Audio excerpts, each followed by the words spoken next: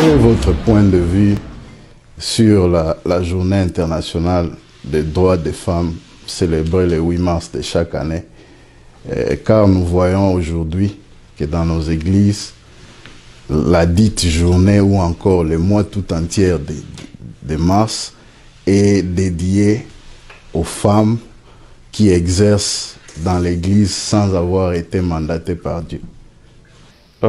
Cette journée de la femme ou la journée internationale du 8 mars ne peut jamais être célébrée dans l'église du Seigneur parce que elle conduit les femmes dans la déviation de la parole et surtout les stimule à piétiner l'autorité de l'homme. Parce que la dite fête ou la dite journée promet l'émergence de l'égalité entre l'homme et la femme. Or, d'après l'écriture que nous venons de lire de 1 Corinthiens chapitre 11, c'est l'homme qui est le chef de la femme. Vous voyez? Donc, cette fête s'oppose à la parole de Dieu. Et il faudrait encore savoir que derrière elle, c'est-à-dire derrière cette fête, il y a un esprit maléfique qui travaille et qui possède aussi certaines femmes pour se faire égal à l'homme.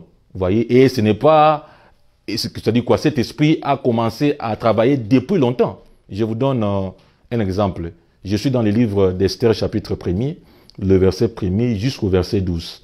Il y avait un roi qui s'appelait Assuris. Il fit un festin pour ses serviteurs et de l'autre côté, sa femme Vasti fit une autre en l'honneur des femmes.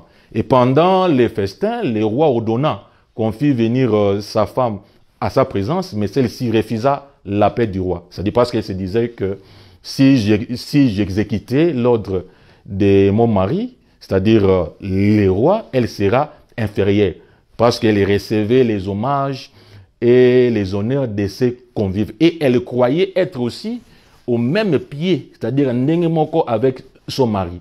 Et après cela, c'est-à-dire à cause de cette désobéissance, le roi publia un édit qui stipulait que tout homme devait être le maître dans sa maison, d'après Esther chapitre 1er, le verset 22.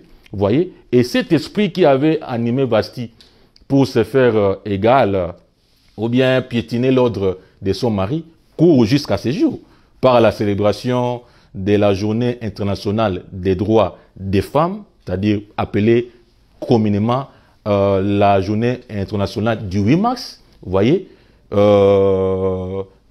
C'est-à-dire quoi? Commence à se manifester ou bien s'étend dans les milieux chrétiens.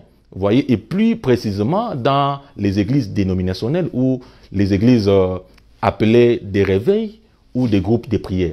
Étant un homme de Dieu, un ministre de la parole, nous devons empêcher ces choses, que les désordres établissent à mater. Parce que la maison de Dieu, comme l'Écriture nous dit, que car Dieu est un Dieu de l'ordre, non des désordres. Donc dans sa maison, qui est l'Église, il y a que ordre établissement. Donc ce qui désordre ezali, Nzambe ayaka alobi que descendons et confondons les.